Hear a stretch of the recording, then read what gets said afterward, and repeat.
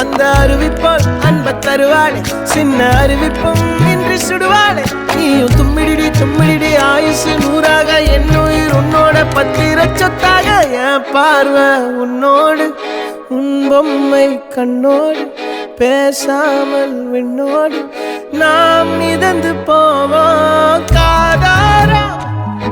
அடியானாலும் நான் தாங்க மாறோடு